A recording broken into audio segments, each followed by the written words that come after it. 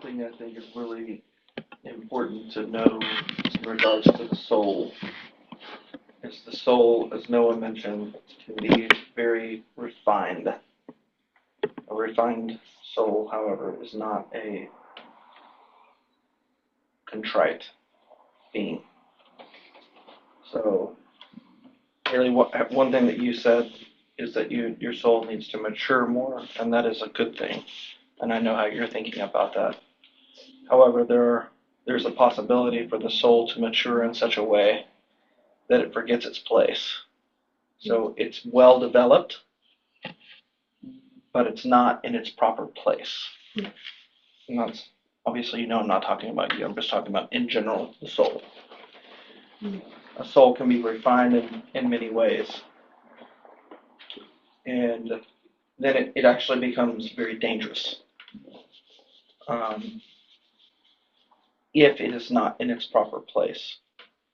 So the primary work that needs to be done to the soul is that it needs to be first put in its proper place. The soul being positioned properly is more important than its maturity or its refinement.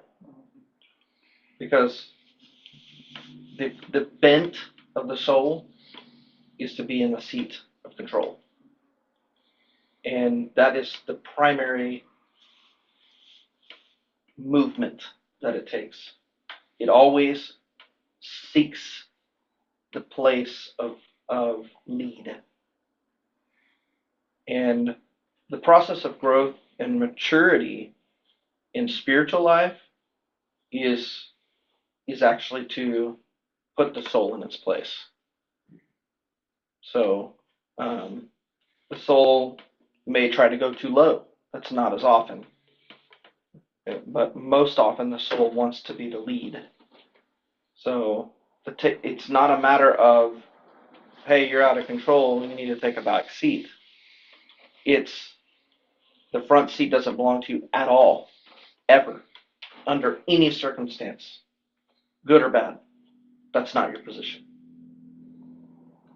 And, we're very apt to let the soul have its place when things are going well, when we have a lack of maybe awareness and perception of what is actually leading our,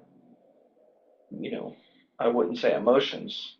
The soul is the seed of that. The soul, as Noah mentioned, is encompassed, is made up of the mind, the will, and the emotions. And so the spirit man is likened unto and conformed first to the Spirit of God. Prior to that, it is dead. So it doesn't even have life. When Christ quickens our spirit, it is unto his own spirit. That's the first union that takes place. So his spirit and our spirit in union together then begin their work in the inner man. And that work is the work that is to subdue all other things from the inside out. So the process of growth and maturity as a spiritual man is never to refine the soul or the flesh first. It's to strengthen the spirit and then to put the soul and the flesh in their proper place. Yes, the soul is the mediator in many ways between the flesh and the spirit, because it is able it crosses over the metaphysical boundary that exists in man. Even scientifically, it's undeniable that exists. So everyone, they don't understand the metaphysical boundary, but they know it exists. They don't know what it's for because science doesn't want to cross over into those things, but it very evidently exists in the human makeup. But God is our creator, our designer, and our engineer, so he knows the right place for those things to operate in. So, but I would say, to those who are looking for growth, first thing you need to do is learn how to put your soul in its place. And observe its movements. That's why it's so important to be able to see yourself apart from yourself. You need to look over at yourself and think about how you're thinking. That's the mind. The spiritual mind looking at the soulish mind. The spiritual man that has emotion as well, different type, in a sense, spiritual, looking at the outward emotion or emotional response that the soul is having. The will of God, that's the spiritual will, versus the will of man. That's the will that the soul carries. Those things always have to be secondary. There's no situation in life where they shouldn't be. But we allow it. We become lenient and tolerant of the soul's, the way it does things. And then we become weary. And in our weariness, we become apathetic. And in our apathy, we get placement. So we lose our seat. Christ loses his seat because the soul is always wanting to take that seat. And the soul is very easily influenced by the lower things, like your belly. That's why people get hangry, because your soul's very easily influenced. And if your soul has the seat of control, then, you probably become someone who says, well, that's just the way I am. It doesn't have to be about hungry. It can be a short temper. It can be any aspect of the soul. And we make an excuse for it. That's just the way I am. So this kind of ties over into there's an obvious work of repentance that must take place when we recognize where our soul operates, front seat or back seat. I don't care if it's a bench rope in the front seat. The soul's still not supposed to be there. That's for you and Jesus. That's the Father, Son, and Spirit in the front seat. So there's only three, right? And you are one with him in spirit. So there's no room for the soul, and there's no room for the flesh. So they start acting up in the back seat, then you can say, I'm going to stop and put you in the trunk. That's okay. But never willingly say, hey, why don't you come up here? See, that's where we get in the most trouble. Because we feel that our soul has matured, or it has reached a certain place or status of refinement. So we think, well, I think it's safe now. It's never safe. And it's not because it's bad intrinsically so much as that's not the position it's designed for. This is an engineering problem. It's not made for that. So it should never be given that place. It's just very cut and dry. So that's the first lesson that we have to learn. That's why it's so important for young people to be able to differentiate between the soul and the spirit. And so the more aware you become of it, the more capable you are of recognizing the antics of the soul. That's super important. And it can be recognized at a very young age. It's not very often recognized at a young age. I hope that in our community it is, but we're all at different levels and learning those things. And so many of us are recognizing the antics of the soul very late in life, maybe very currently in life. That's okay. The point is not how much you failed or where you're coming from. It's where you are and where you want to go. And so, and what we know we should do. And that's what we need to do. You will find that there are many, many issues in life, troubles in life, that are very quickly resolved when the soul's put in its right place. And you also begin to recognize the obnoxious nature of the soul. So, and it will become obnoxious to you if it's in the wrong place. So, in the right place, the soul can enjoy its refinement, its enjoyment of the various aspects of life, from physical pleasures, food that you eat, good sensations. All of those things are wonderful experiences for the soul and not to be undermined or negated. But the soul's never supposed to be in this place.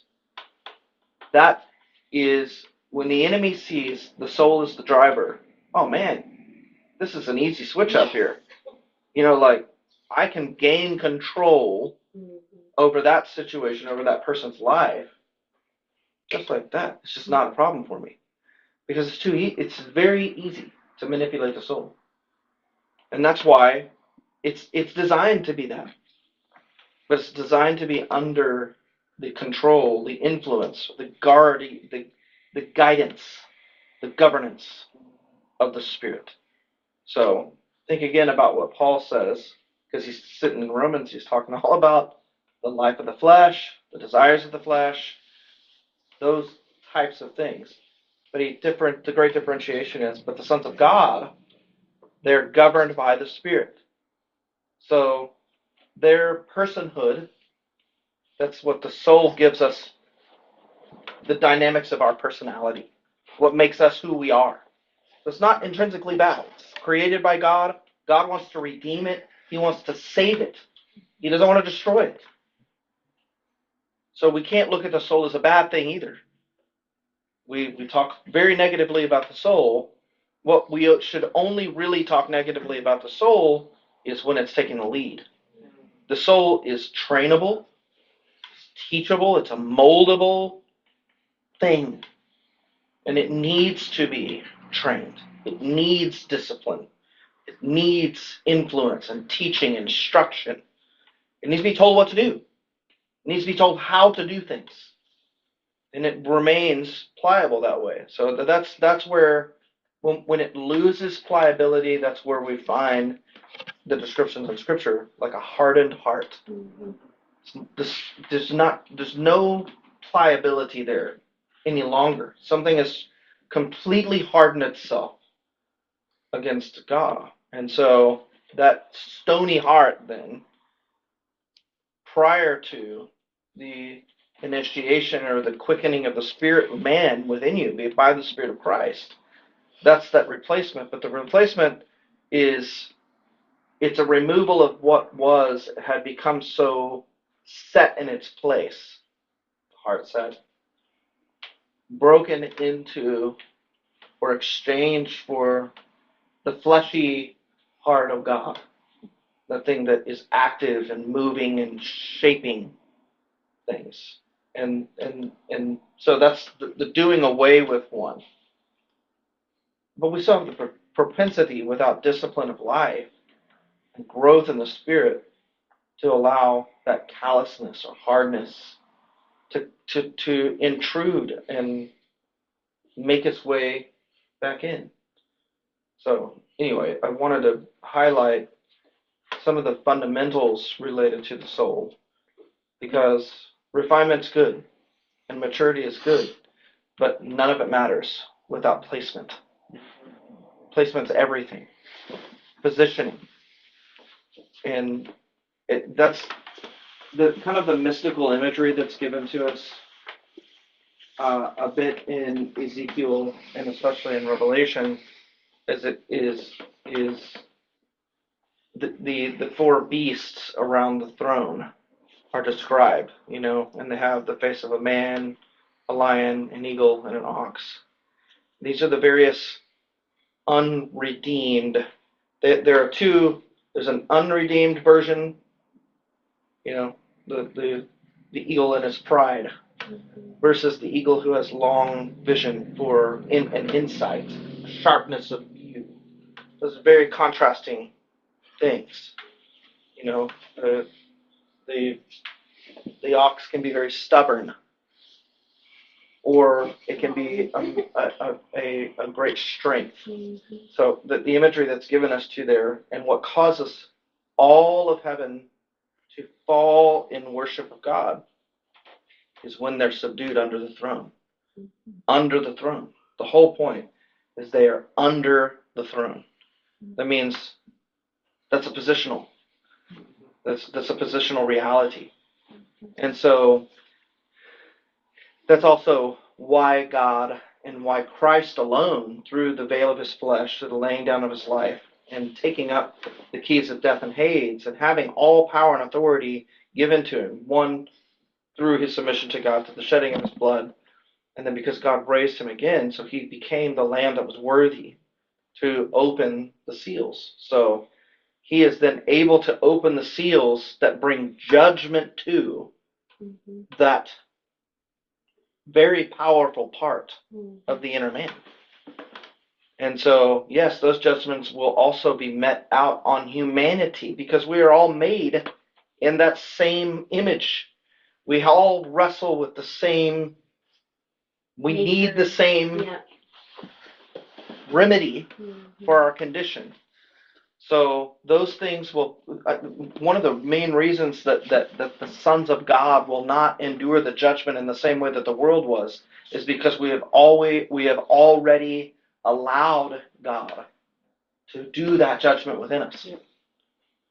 So there's a sparing that takes place because we yielded when he wanted us to yield instead of when we were forced to yield. It's a very different situation. And so that's why it behooves, and it is actually the very indication of what sets apart a son in God's house is their willingness to yield to come under the governance of the Spirit. So that is that confession of faith, Jesus Christ is Lord. People don't understand what they're doing. They think they're getting saved from hell. But what they're really supposed to be doing is yielding their inner man to the lordship of Christ, his authority, his throne. And our spirit man takes an equal seat with Christ there. Not as God, but with Christ to subdue the soul. Yeah. And so, that should be an encouragement to us to not, be too hard on ourselves when we struggle through things. One of the very quick release you will have from those struggles is to separate yourself from yourself. Look at yourself as a third party, and then don't show pity to the soul. No, you're not supposed to sit in the seat. That's just all there is to it. I don't know what to tell you. That's not just the rules. It's the way things work. So anyway. Can you bring the conscience into that?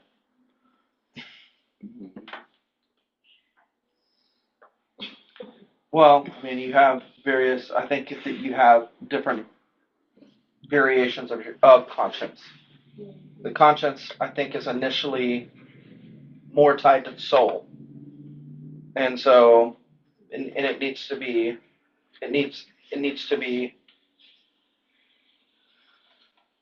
taught by the Spirit.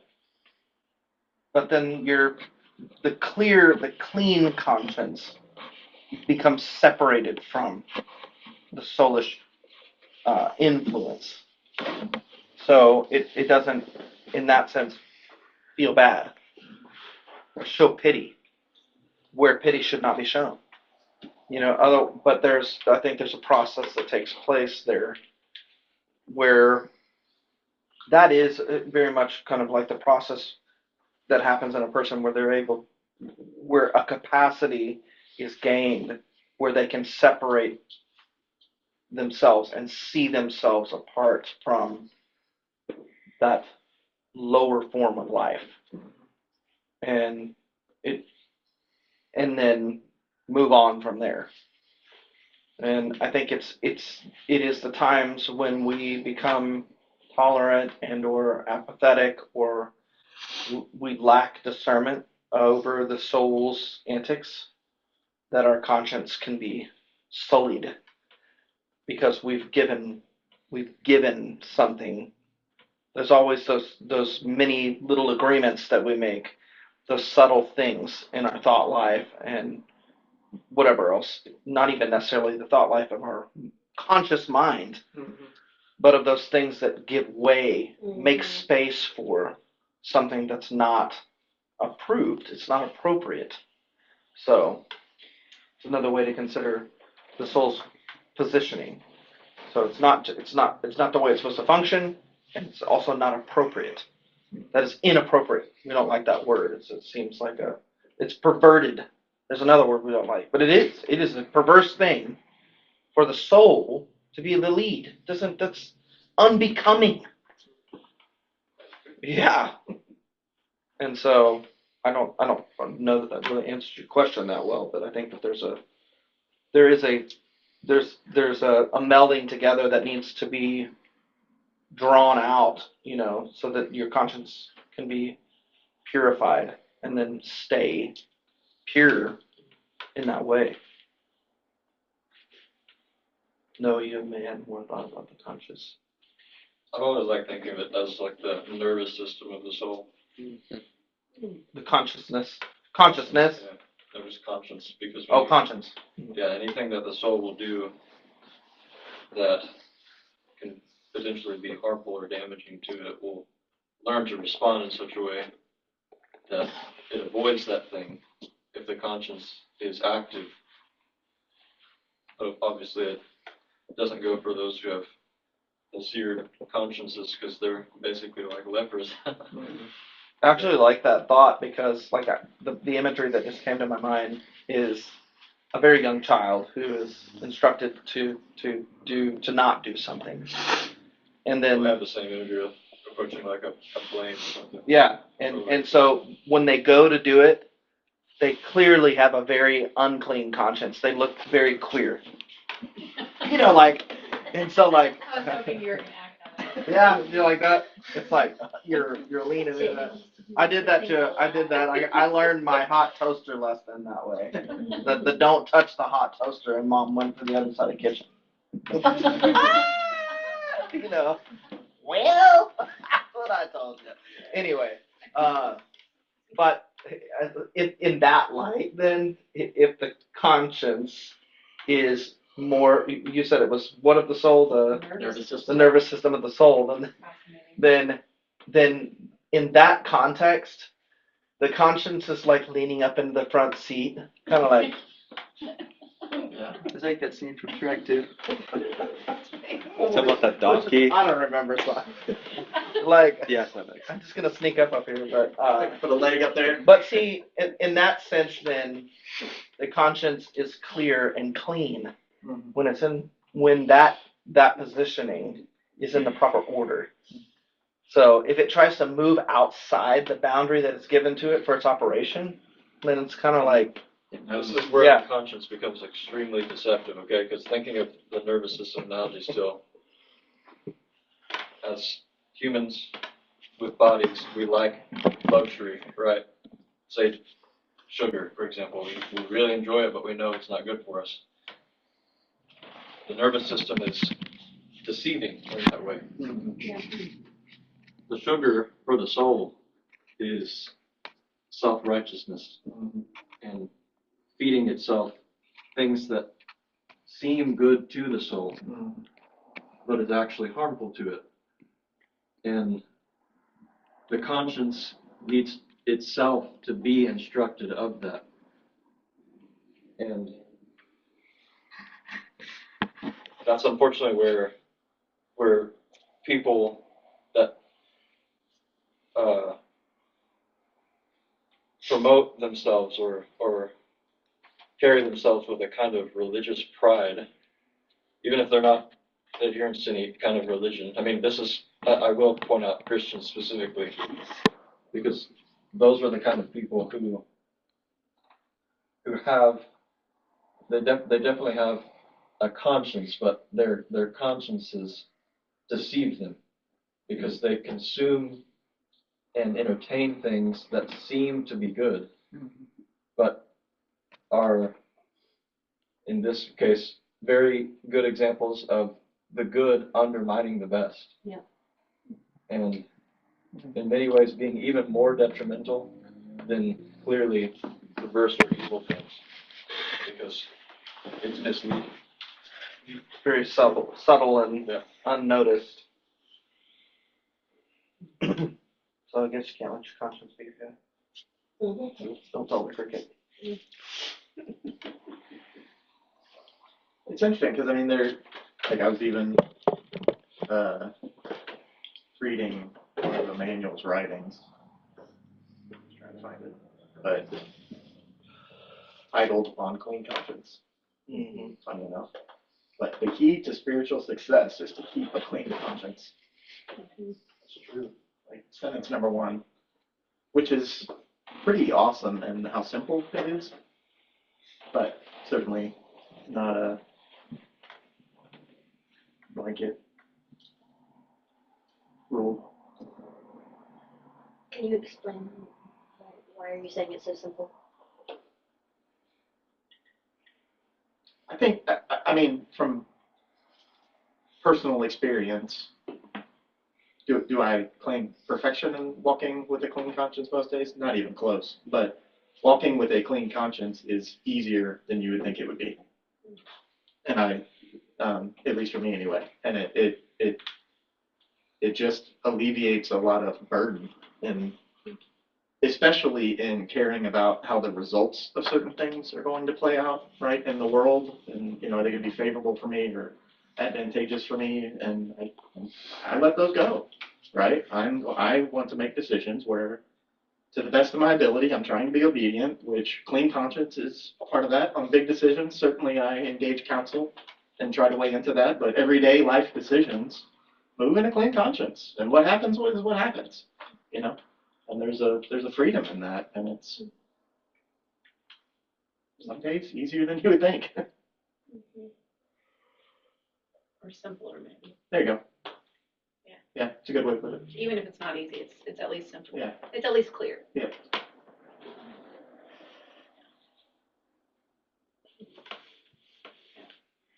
I think it's those wants and those fears that make that still simple but hard.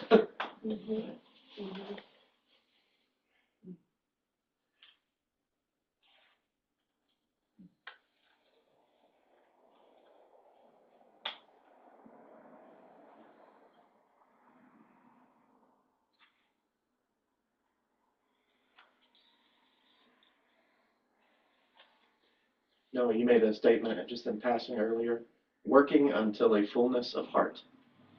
Do you remember saying that? Kind of. Do you know what I'm getting at? Can you elaborate on that? It was the part where you were talking about, you know, your heart may be pure, but it's not full, right? It may be empty. And so there's a working until you have a fullness of heart. Is that how is that accomplished?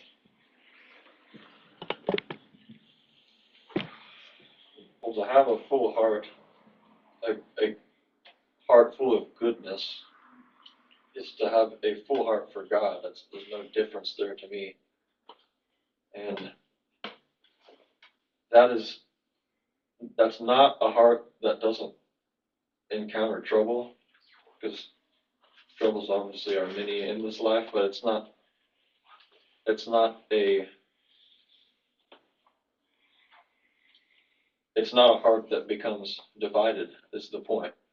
So to know what a full heart is and how to attain a full heart, you have to understand what most people's hearts look like, which their hearts are divided. They contain a mixture, and that actually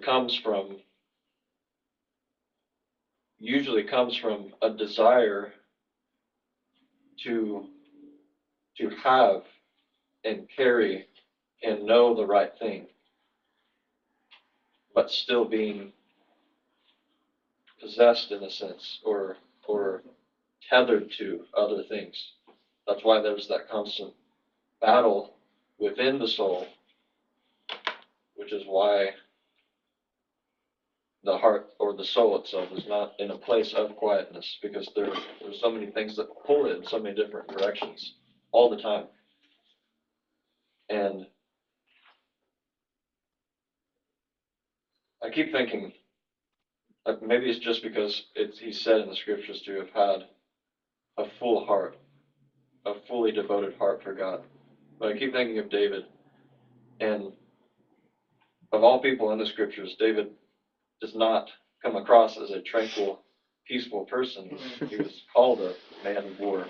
And we can read just a few of the Psalms to know that there was actually a lot of conflict in him much of the time. Yet he is still described as one who had a fully devoted heart for God. I mean, he even committed pretty terrible sins, and yet he's remembered as having a full heart for God. So, in a sense, it would even seem as if David wouldn't be someone who had that kind of fully matured and refined soul that we were talking about earlier. Yet still, he had a full and devoted heart for God. There are many things that can waver in a man, but there's one thing that remains. There's one thing that is most important, that rises above all other things in a man, that if he stays true to that, he is a man with a truly full and devoted heart. I'm even having to battle against, I myself am having to battle against this idea, even as I'm speaking of it, of a man with a full heart being one who reaches this place of satisfaction with himself and having attained this place of maturity, recognizing in himself a refined soul. But again, even as I'm talking, I'm seeing that that's actually not the case. A full and devoted heart is, well, firstly, something I long to have but don't have yet, so I'll be honest with that. And so thus cannot speak from experience, really. But You say that as if it's like a one and done. I would think that would your heart would almost be like the gas gauge in your car, a bit kind of up and down. To me, wholeheartedness is like being bent. Well, You know what I mean? that's Like- more of a like, pure what is your heartedness. bent? Oh, okay. I think that's the language. I think it's all semantics, but I think in that language, that's what I think was being described as being pure of heart, is having that bent. Well, you say for having heart for God, that can mean a lot of different things to different people. You know, most believers really love their concept of God, Mm-hmm. and that many So- times is apart from his will and his ways. yeah, So if you don't actually really, you realize that or maybe you don't realize it, but you're not actually going for what God is going for, then you could possibly have a heart for God.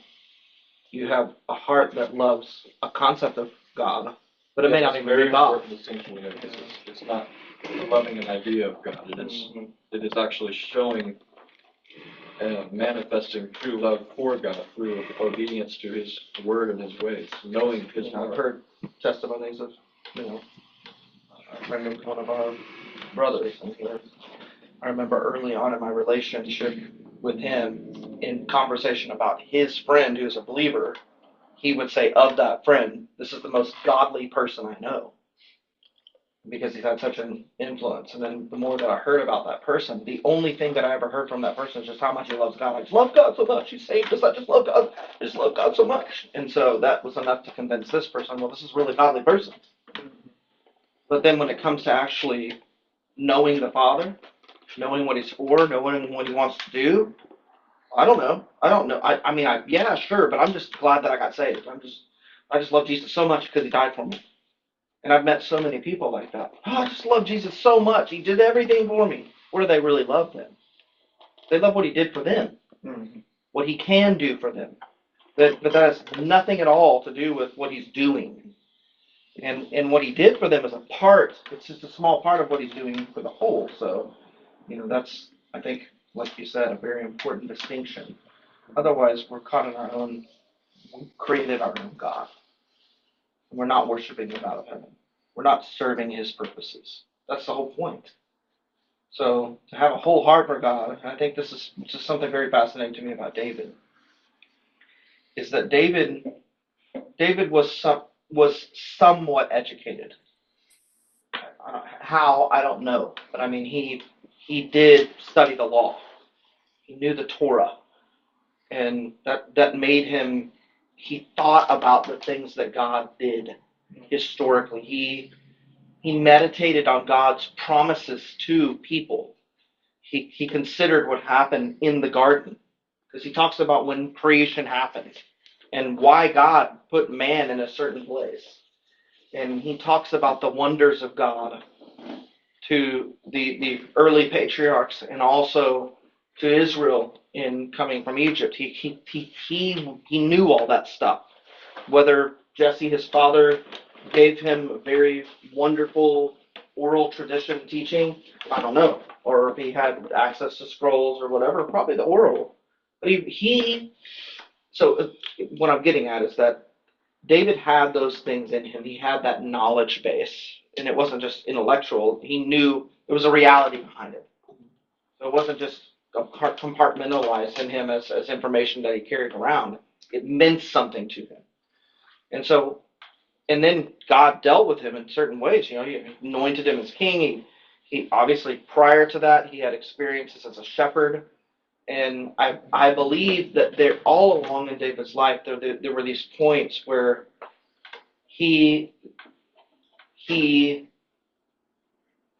God referred to his people as sheep. And that he was like a shepherd, that because Moses was the great shepherd. So David looking at that, and he's a shepherd, and he's learning these things firsthand, and he'll have a bit of an inner epiphany.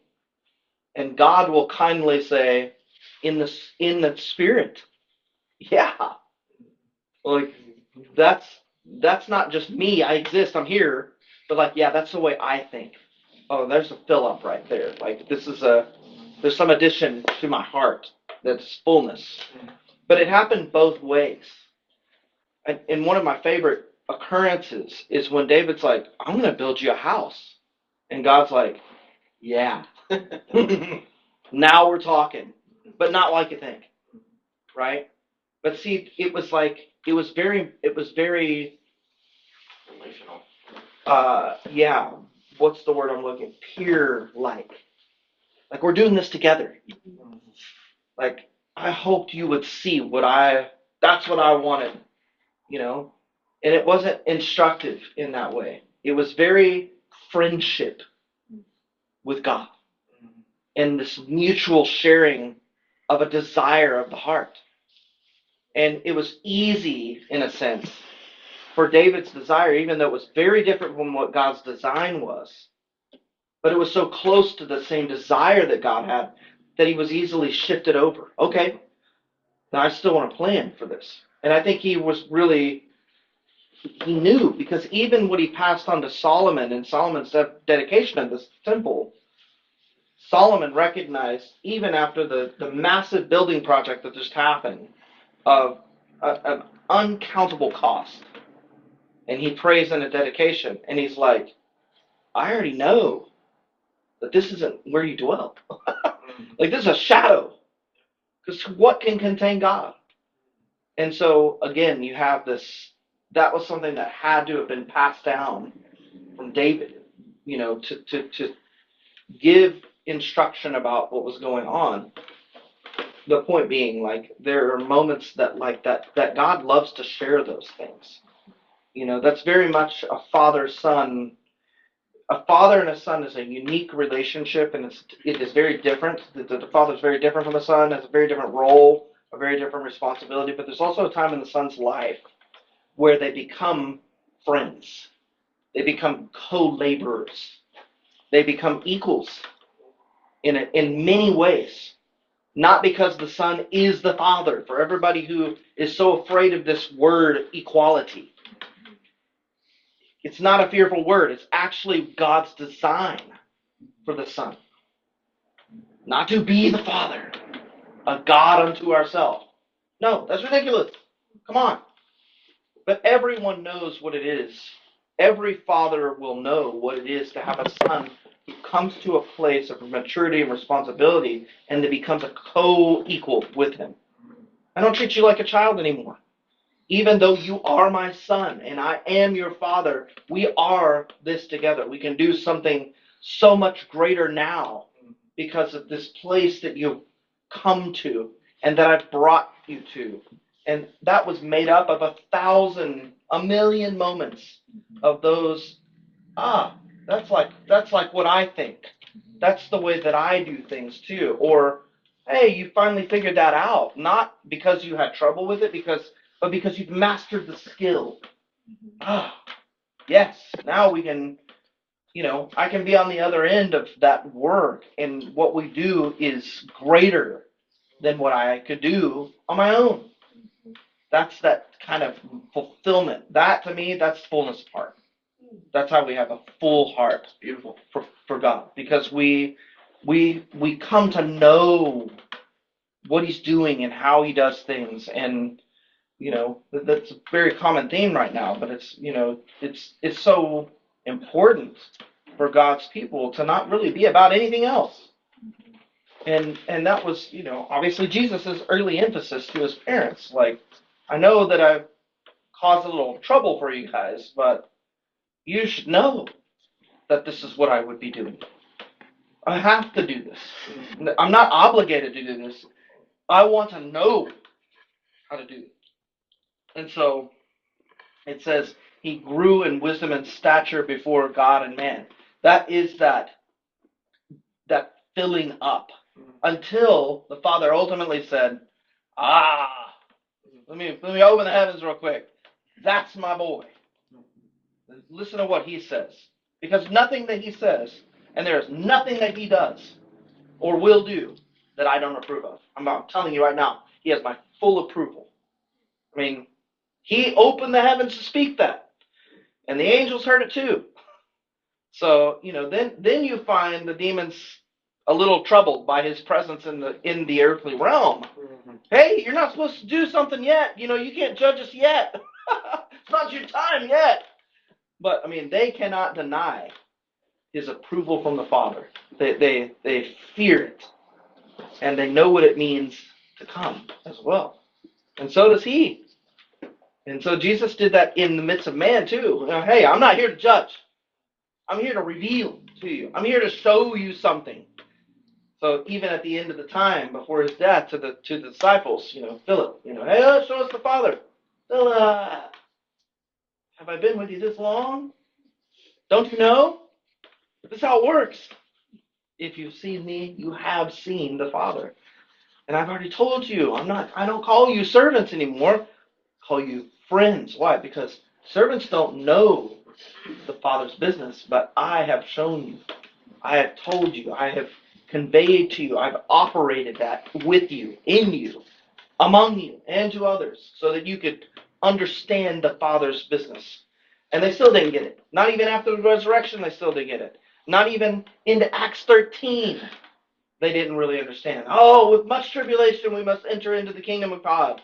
Yeah, it's a lot to get over in the world, in our inner man, in the ways of man, so that we can operate in the kingdom. And the more that we learn and grow in that operation according to God's will and in alignment with his purpose, there's a filling up that happens. And that filling up is also transformative. Because as we are being filled up, we are continually repenting from things and continually emptying certain aspects of our life to make way for the greater reality, the greater pursuit. And our heart can be more full than we ever imagined. That is very much like having your first child and saying, I don't think I've ever loved anything more than this. How could I possibly love more than this? And then you have another child. Like, it gets bigger. You don't have to make room. It's just you have more capacity.